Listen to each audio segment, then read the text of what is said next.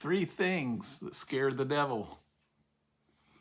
I've been studying in Exodus. We're going to read from Exodus chapter 1, beginning with verse 8. Eventually, a new king came to power in Egypt who knew nothing about Joseph or what he had done. He said to his people, "Look, the people of Israel now outnumber us and are stronger than we are. We must make a plan to keep them from growing even more. If we don't, and if war breaks out, they will join our enemies and fight against us. Then they will escape from the country." So the Egyptians made the Israelites their slaves. They appointed brutal slave drivers over them, hoping to wear them down with crushing labor. They forced them to build the cities of Pithom and Ramses as supply centers for the king. But the more the Egyptians oppressed them, the more the Israelites multiplied and spread, and the more alarmed the Egyptians became. If you want to know what scares the devil, find out what scares his people. The people of Egypt worshiped false gods. They worshiped demonic gods. And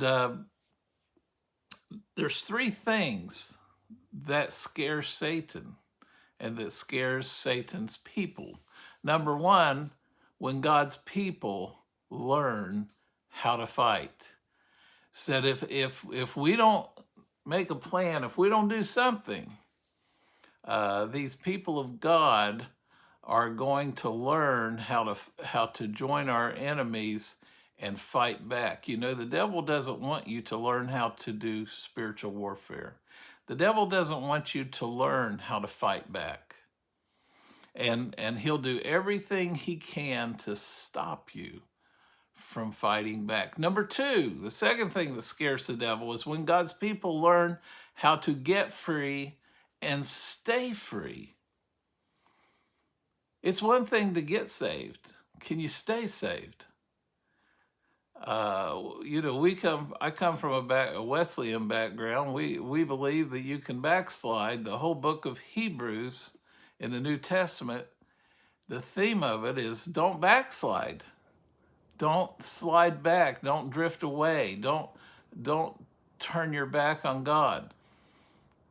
And when God's people learn how to get free and stay free, and how to take authority over the things of the enemy. Number three, when the third thing that scares the devil is when God's people learn how to grow. There were three terminologies they used here. First, they talked about in this passage that if we don't come up with a plan to control these Israelites, that they're going to grow even more, it says. I'm reading from the NLT. Even more. That's addition. Well, you can grow by addition, but that's not fast growth. But they didn't want them growing at all, not even a little bit. And then they used the term multiplied. Said the more that the enemy enslaved them, the more they mistreated and abused them, the more they multiplied. So we need we can learn how to not just add to the church and add to the victories that God is giving us in our spiritual life, but we can learn the spiritual principle of multiplication. And then there's a third way that you can grow. And we're talking about growing spiritually and numerically. There's a third way you can grow. He says, and they multiplied and spread. S-P-R-E-A-D. Spread. When something is growing on a graph and it's growing vertically and horizontally, we call that compounding. Do you know if you take a penny and you double it every day for a month, in 1 month's time, you will have $10 million, over $10 million. I've told different people this through the years, and they go, "Oh, I don't believe that's true."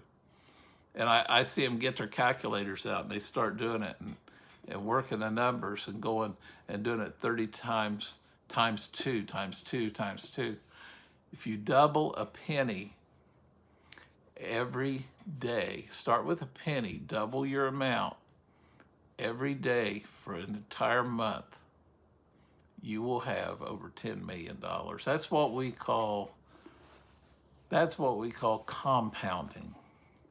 And that's growing, you're multiplying your multiplication.